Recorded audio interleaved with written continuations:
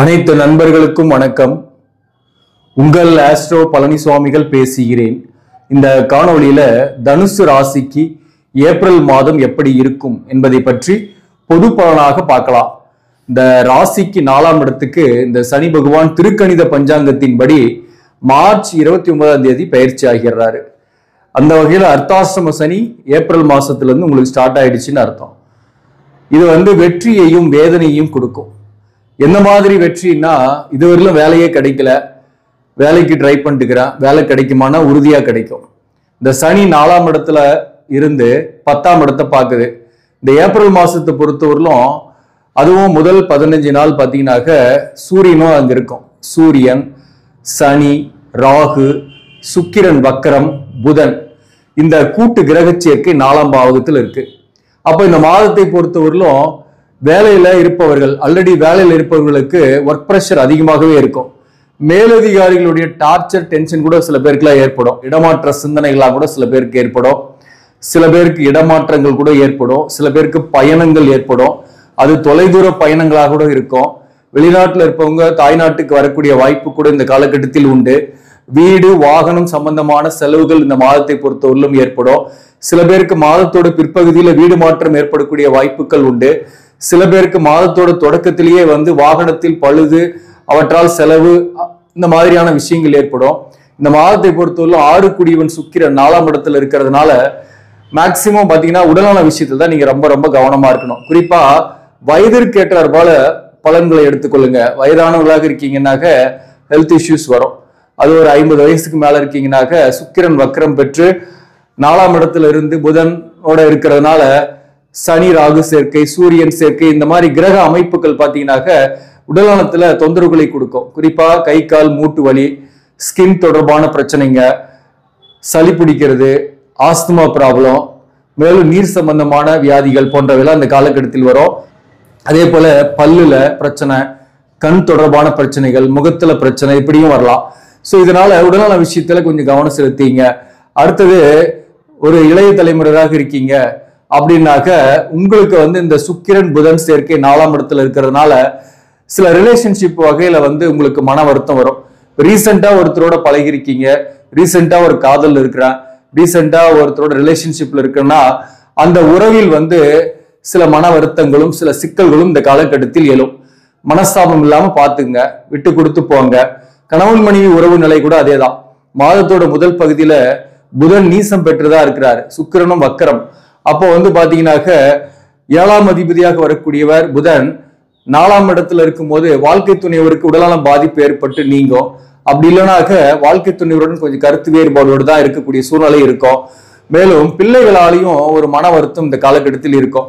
5ஆம் அதிபதியாக வரக்கூடிய செவ்வாயை பொறுத்தவரையிலும் 8ஆம் இடத்துல இருக்கிறாரு. நீசம் பெற்ற செவ்வாய் விரையாதிபதியாக வராரு.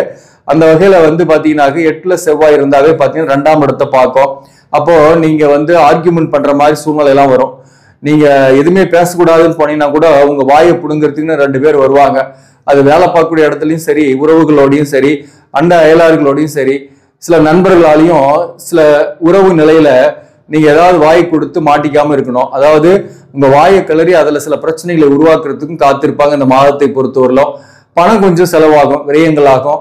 அதே போல இந்த செவ்வாய் 8ல இருக்கிறதுனால பிள்ளைகள் வகையில ஒரு மன வருத்தங்களும் இந்த காலகட்டத்தில் இருக்கும். அதே குழந்தைகளாக இருக்காங்கன்னா அவங்களுக்கு ஹெல்த் இஷ்யூஸ் போகும். அதற்கு நீங்க செலவு பண்ற மாதிரி இருக்கும். அதே வளர்ந்த பிள்ளைகளாக இருந்தா உங்க பேச்சு கேட்காம இருக்கலாம், அல்லது அவர்களுடன் நீங்க உடன்பாடு இல்லாமல் இருக்கலாம். அதுவும் ஒரு முதல் குழந்தையால தான் உங்களுக்கு கொஞ்சம் மன வருத்தம் எல்லாம் நிறையவே இருக்கும். அடுத்தது பொதுவாகவே தனுசு ராசியை பொறுத்தவரையிலும் நேர்மை, வைராக்கியம் உள்ளவர்கள். அதனால எந்த ஒரு கொண்ட கொள்கையுமோ கடைசி வரல அதை காப்பாற்றக்கூடியவங்க. அதனால ஒருத்தர் பிடிக்கல அப்படின்னா அவங்க பக்கம் தலை வச்சு கூட படுக்க மாட்டாங்க. அது பிள்ளையா இருந்தாலும் சரி, பொண்டாட்டியா இருந்தாலும் சரி, அவங்களை விட்டு தனித்து இருக்கக்கூடியவர்களாகவே இருப்பாங்க. இந்த மாதத்தை பொறுத்தவரையிலும் இப்போ 4ஆம் இடத்துல இந்த சனி கூட்டு கிரக சேர்க்கை இருக்கிறதுனால, ராகுவோட இருக்கிறதுனால ஒர்க் ப்ரெஷர் இருக்குன்னு நம்ம சொல்லியிருக்கிறோம்.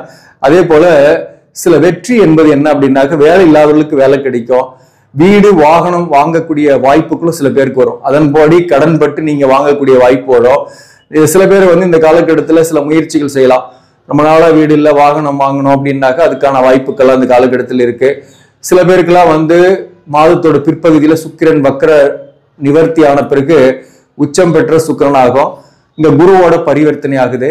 அதே போல புதன் சுக்கிரன் சேரும் போது சில பேருக்குலாம் வந்து எதிர்பாலினர் ஆப்போசிட் ஜெண்டருடைய ரிலேஷன்ஷிப் புதிதாக வரும். குறிப்பா வேலை தொழில் அமைப்புகள்ல வந்து பாத்தீங்கன்னாக்க ஹார்ட் ஒர்க் பண்ணி அதன் மூலம் ஆதாயங்கள்லாம் வரும்.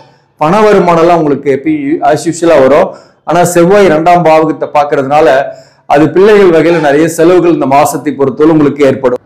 இந்த மாதத்தை பொறுத்தவரையும் லக்னாதிபதி ராசியாதிபதியாக வரக்கூடிய குரு பகவான் 6ஆம் இடத்துல இருக்கிறதுனால பொதுவாகவே பாத்தீங்கன்னா ஒரு இனம் புரியாத கவலை, ஒரு ஏதோ ஒண்ணு மன வருத்தங்களோடய இருக்கிற மாதிரி இருக்கும். சில பேருக்குலாம் கொஞ்சம் கடன் வாங்கி சில பழைய கடனை அடைக்கிறது, அல்லது புதிதாக சொத்து வாங்குறது, அல்லது ஒரு பிசினஸ்க்காக கடன் வாங்குறது போன்றவையும் இந்த காலகட்டத்தில் ஏற்படும்.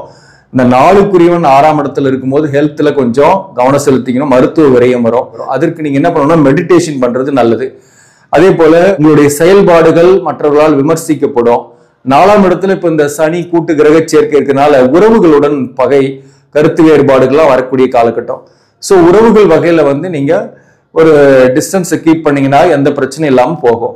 இந்த சூரியனை பொறுத்தவரையிலும் பாக்கியாதிபதி 4ஆம் இடத்துல இருக்கிறதுனால சில பாக்கியங்களும் கைகூடும். அந்த வகையில வந்து குழந்தை பாக்கியம் இல்லாதவர்களுக்கு குழந்தை பாக்கியத்துக்காக மருத்துவ ட்ரீட்மெண்ட் எடுக்கிறீங்கன்னாக்க அது சக்சஸ் ஆகும் இந்த காலகட்டத்தை பொறுத்தவரையிலும்.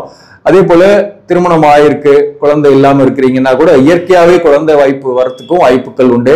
இந்த சூரியன் 5ஆம் இடத்துக்குள்ள வந்து உச்சம் ஆகிறாரு மாதத்தோட பிற்பகுதியில. ஏப்ரல் 14ஆம் தேதியிலிருந்து சூரியன் உச்சம். அது வந்து 9க்குரியவன் 5ஆம் இடத்துல இருக்கிறது நல்லதுதான். ஸோ அந்த விஷயத்துல பாக்கியங்கள்லாம் கைகூடும். திருமணம் ஆகல அப்படின்னாக்க வரன் பாக்குறீங்கன்னாக்க இந்த மாதத்தோட இறுதியிலிருந்து வரன் வரக்கூடிய வாய்ப்பு உண்டு. வரனும் வரும். திருமணமும் ஆவறதுக்கான முயற்சிகள் எடுக்கிறீங்கன்னா முயற்சிகள்ல சக்சஸும் உண்டு. அடுத்தது மறுமணத்திற்காக வரன் பாக்குறீங்க அப்படின்னாக்க இந்த மாதத்தோட பிற்பகுதி ஏப்ரல் 13ஆம் தேதியிலிருந்து சுக்கிரன் வக்ர நிவர்த்தியான பிறகு மறுமணத்திற்காக வரன் பார்த்தீங்கன்னா வரன் அமையும். மேலும் இந்த சுக்கிரன் புதன் சேர்க்கையெல்லாம் இருக்கும்போது பாத்தீங்கன்னாக்க பொதுவாகவே இளைய தலைமுறையிற்கு வாழ்க்கை துணைவர், எதிர்கால வாழ்க்கை துணைவரை சந்திக்கக்கூடிய வாய்ப்புகள் வரும். அந்த வகையில சில புதிய காதல் வரும், சில புதிய ரிலேஷன்ஷிப்லாம் வரும். ஆனா இந்த மாதத்தை பொறுத்தவரையிலும் ஒரு டிஸ்டன்ஸ்லேயே கரெக்டா வச்சிருந்தீங்கன்னா எந்த பிரச்சனையும் வராது, ஒரு கருத்து வேறுபாடுலாம் வராது. கொஞ்சம் கோவம் டென்ஷன்ல நீங்க ஏதாவது பேசிட்டீங்கன்னா அதை மிஸ் அண்டர்ஸ்டாண்ட் பண்ணிக்குவாங்க. இந்த ஒரு மாசம் ஏப்ரல் கடந்துட்டீங்கன்னா மே மாசம் குரு பயிற்சி ஆயிடும். அப்போ வந்து மேரேஜ் ஆகாதவர்களுக்கு இப்ப வரன் வருதுன்னா மே 14ஆம் தேதிக்கு பிறகு அது செட் ஆகி உங்களுக்கு வந்து கல்யாண வகையில கூட போய் முடியறதுக்கு நிறைய சான்சஸ் இருக்கு.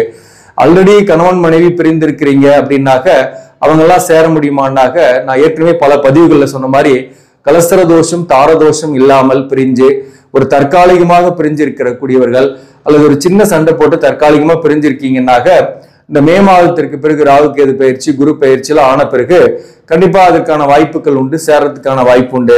ஆனா இந்த மாதத்தை பொறுத்தவரையிலும் கொஞ்சம் மனஸ்தாபத்தோட தான் இருக்கிற மாதிரி இருக்கும் அப்படிப்பட்டவர்களுக்குமே. இதுல வந்து தோஷங்களோடு இருக்கிறீங்கன்னாக்க சேரத்துக்கான வாய்ப்பு இல்லை. அதை தான் நான் திரும்பவும் சொல்றேன். அதே போல வேலை விஷயமா பெருசா பிசினஸ் பண்ணக்கூடியவர்களை பொறுத்தவரையிலும் இந்த மாதத்துல புதிதாக இன்வெஸ்ட்மெண்ட் பண்றதை முதல் பகுதியில தவிருங்க. அதாவது ஏப்ரல் 14ஆம் தேதி வரலும் புதிய இன்வெஸ்ட்மெண்ட் தொழில் கடன் வாங்கி கொஞ்சம் டெவலப் பண்ணலான்றதை விட்டுட்டு நீங்க ஏப்ரல் மாசம் பிற்பகுதியிலிருந்து அல்லது குரு பயிற்சியான பிறகு மே மாசத்துல இருந்து அந்த தொழிலை விரிவுபடுத்தலாம். ஒன்றும் பிரச்சனை கிடையாது. தொழில லாபங்கள்லாம் வரும். இந்த அர்த்தாஷ்டம சனி வந்துருச்சுன்றதுனால தொழில் லாபங்கள்லாம் போகாது, கண்டிப்பாக இன்னும் வரும். ஒரு பிரான்ச் வச்சுக்கிறவங்க இன்னொரு பிரான்ச் ஆரம்பிக்கிறதுக்கு வாய்ப்பு இருக்கு.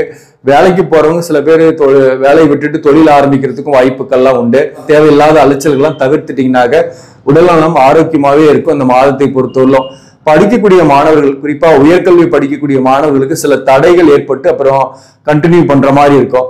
அதனால கொஞ்சம் கூடுதலாக கான்சன்ட்ரேஷன் போட்டு இந்த +2 எழுதக்கூடியவர்கள்லாம் கொஞ்சம் மார்க் எடுக்கிறதுக்கு பாத்தீங்கன்னாக்க உங்களுக்கு உயர்கல்வி ஈஸியா கிடைக்கும். கொஞ்சம் தடை ஏற்பட்டு பின்னாடி கிடைச்சிரும். ஆனா ஒரு அலைச்சல், வேற ஊர்ல போய் படிக்கிற மாதிரியான சூழ்நிலைகள்லாம் வரும். அடுத்தது ஆரம்ப கல்வி படிக்கக்கூடிய மாணவர்களுக்கு உடல்நல விஷயத்துல கொஞ்சம் கவனம் செலுத்திங்க. ஒரு 10th படிக்கிறீங்கன்னா ஹெல்த் இஷ்யூஸ் வரும். உடல்நல விஷயத்துல கொஞ்சம் கவனம் செலுத்திங்க. இந்த மாதத்தை பொறுத்தவரையிலும் எந்தெந்த தொழிலெல்லாம் சிறப்பாக இருக்கும் அப்படின்னாக்க குறிப்பா விவசாயம் சார்ந்த தொழில், ஸ்டேஷனரி, மருத்துவம், ஆடை ஆபரணம் சார்ந்த துறை, எலக்ட்ரிக்கல் எலக்ட்ரானிக்ஸ் இன்ஜினியரிங் சார்ந்த துறை, கம்ப்யூட்டர், நிர்வாகம், அக்கௌண்ட்ஸ், காமர்ஸ், ஐடி, வாக்கால் பிழைக்கக்கூடிய தொழில், ஆசிரியர் தொழில் போன்ற தொழில்கள் இருப்பவர்களுக்கெல்லாம் அரசு பணியில் இருப்பவர்களுக்கு கூட பதவி உயர்வுக்கான பட்டியலில் உங்க பெயர் வரத்துக்கான வாய்ப்புகள் உண்டு. நீங்க அரசு பணியில் இருக்கிறீங்கன்னா ஒர்க் பண்ணாலையும் ஹார்ட் ஒர்க் பண்ணாலையும் இந்த மாசத்தை பொறுத்தவரையிலும் உங்களுக்கு வந்து ஊதிய உயர்வோ பதவி உயர்வுக்கான லிஸ்ட் கண்டிப்பா உங்களுக்கு உண்டு. தனியார் பணியில் இருப்பவர்களுக்கு ஒரு இடமாற்ற சிந்தனைகள்லாம் இருக்கும். இடமாற்றம் செய்யலாமான்னாக்க இந்த மாதத்தோட பிற்பகுதியில வாய்ப்பு இருக்கு. அது மேக்சிமம் மே மாதம் செஞ்சீங்கன்னா பெட்டரா இருக்கும். உங்களுக்கு ஒரு நல்ல ஒரு இடமா கிடைக்கும். அதனால ஊதிய உயர்வு அல்லது பதவி உயர்வோட இந்த அர்த்தாஷ்டம சனியில வேலை ஹார்ட் ஒர்க் பண்ணாலையும் இடமாற்றம் அடையக்கூடிய வாய்ப்பு உண்டு. அர்த்தாஷ்டம சனியை பொறுத்தவரை ஹெல்த்ல கொஞ்சம் கவனம் செலுத்திக்கிட்டீங்கன்னா போதுமானது. மற்றபடி ஒன்றும் பெரிய பாதிப்பு என்பது கிடையாது. மேலும் கடந்த காலத்துல திருமண வாழ்க்கையில பாதிக்கப்பட்டவர்கள், வழக்குகள் இருக்கீங்க, அதே போல வந்து சில பிரச்சனையோடு இருக்கீங்க, பிரிஞ்சிருக்கீங்க, தனிச்சிருக்கீங்க அப்படின்னாக்க அப்படிப்பட்டவர்களுக்கு மறுமணத்திற்கான வரன்கள்லாம் வரும். அப்படி வகையில பார்க்கும்போது மே மாசத்துக்கு மேல் அவர்களுக்கு திருமணம் ஆகக்கூடிய வாய்ப்பே உண்டு. அதற்காக நீங்க முயற்சி செய்யலாம். இந்த மாதத்தை பொறுத்தவரை வழிபட வேண்டிய தெய்வம் எதுனாக்க மாரியம்மன், சமயபுரம் மாரியம்மனை நீங்க வழிபாடு செஞ்சு பாருங்க. உங்களுடைய எண்ணங்கள், உங்களுடைய பிரச்சனைகளுக்கு செவி கொடுத்து அந்த அம்மா கேட்பாங்க. அந்த வகையில அந்த பிரச்சனைகள் தீரும். குறிப்பா வாழ்க்கை துணைவர் பற்றிய கவலை, பிள்ளைகள் பற்றிய கவலை கொண்டவர்களுக்கு சமயபுரம் மாரியம்மனை போய் ஒரு முறை தரிசிச்சுட்டு வாங்க. மாற்றங்கள் கண்டிப்பாக தெரியும். ஆக நண்பர்களே, இந்த பதிவு உங்களுக்கு பிடிச்சிருந்தாக லைக் பண்ணுங்க. இதை மற்றவர்களுக்கும் ஷேர் பண்ணுங்க. இன்னும் நம்ம சேனலை சப்ஸ்கிரைப் பண்ணாம பாக்குறவங்க சப்ஸ்கிரைப் பண்ணி கண்டினியூ பண்ணுங்க. இதன் மூலம் உங்களுக்கு ஒரு சரியான ஜோதிட தகவல்களும் ஆன்மீக தகவல்களும் கிடைக்கும்.